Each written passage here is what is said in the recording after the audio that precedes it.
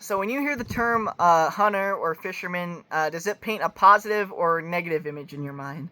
Hopefully by the end of my speech, it's a positive one. I've been hunting and fishing since I was a kid. As soon as I could pick up a rod, I was out there, and not long after, I was accompanying my dad while he was trying to hunt. So I've seen firsthand how hunting and fishing intersect with conservation, and whether you like it or not, our natural resources directly affects your life. The local economy and your recreation are both affected by that.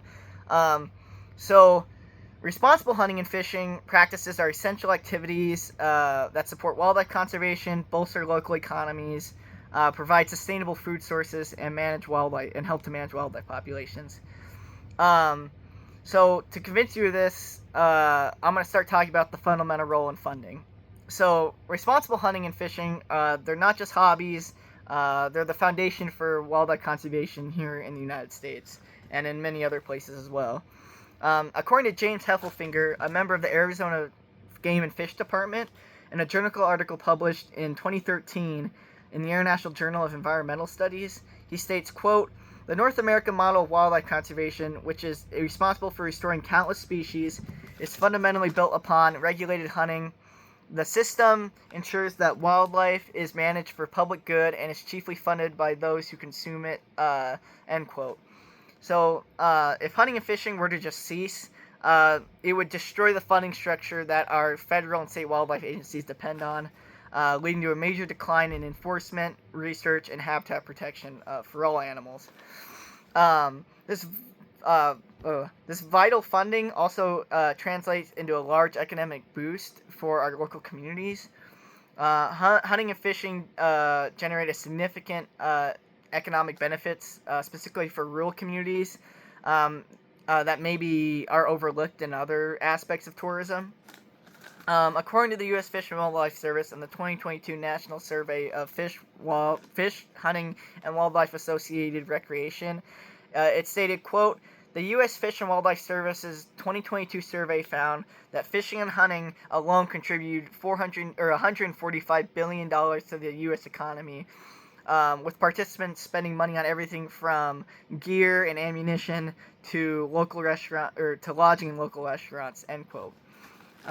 So this recent survey highlights the massive scale of money that's dumped into the economy by hunting and fishing.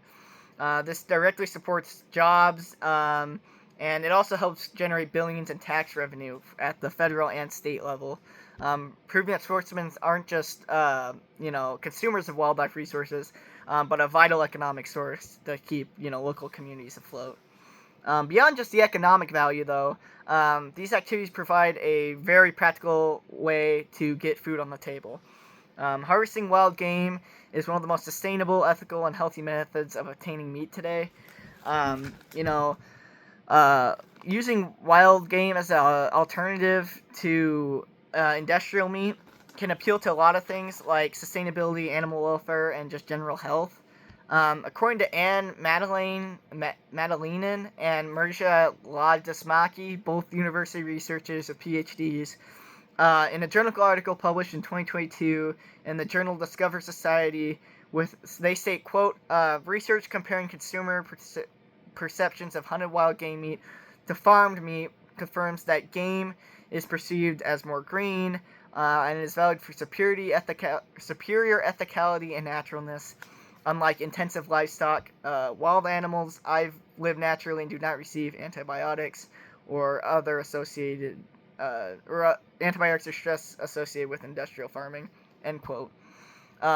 So this source addresses the public's perception on meat, wild game compared to industrial meat, and hunting and fishing also help to prevent or promote self-sufficiency.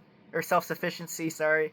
And it helps gain a healthier, more direct connection to your food, making it a great alternative to industrial meat. Along with this, though, it's also important to look at the population management side of hunting. So regulated hunting and fishing are necessary tools for managing healthy wildlife populations. They can help mitigate human conflict, and it's also great for preventing species from overgrazing and actually destroying their own habitat, well, damaging their own habitat. And it also helps to, lead to less negative interactions between humans and wildlife as well. So, according to the Montana Fish, Wildlife, and Parks and their annual regulations published in 2023, they state, quote, state wildlife agencies use harvest data from hunters and anglers to set annual limits and quotas, directly ensuring that animal populations like deer and elk remain within their carrying capacity of their environment, preventing large-scale die-offs due to starvation or disease. When predators are absent or insufficient, regulated hunting or regulated harvest becomes the primary mechanism for maintaining ecological balance, especially for large ungulates, whose overpopulation can destroy sensitive vegetation and agricultural resources, end quote. Without regulated harvest, this could lead to an increased property damage, higher rates of animal-borne illnesses, and massive starvation events. Ultimately, hunting and fishing is just better for animal welfare. So given these arguments for financial, economic, and ecological necessity, the required change is pretty clear in my opinion. We need to foster a positive image of the ethical and sustainable role of hunting and fishing and conservation.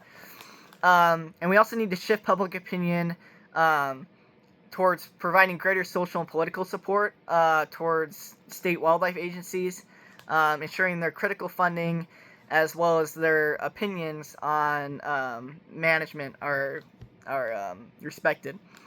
So, according to Michael Lent, a researcher in the University of North Dakota's Department of Biology, and other co-authors, in a journal article published in 2025 in the journal Ecology and Society, he states, quote, new research warns that conservation funding resiliency is threatened by declining participation in hunting and fishing.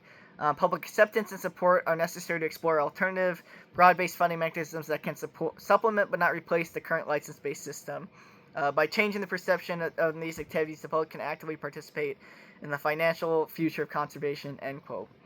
So, positive perception leads to political action, and it helps to ensure the financial stability and future of our wildlife agencies. So, in conclusion, we've covered the four essential roles of hunting and fishing. Primarily, it's the primary financial driver for conservation. It helps create a massive economic benefit for communities.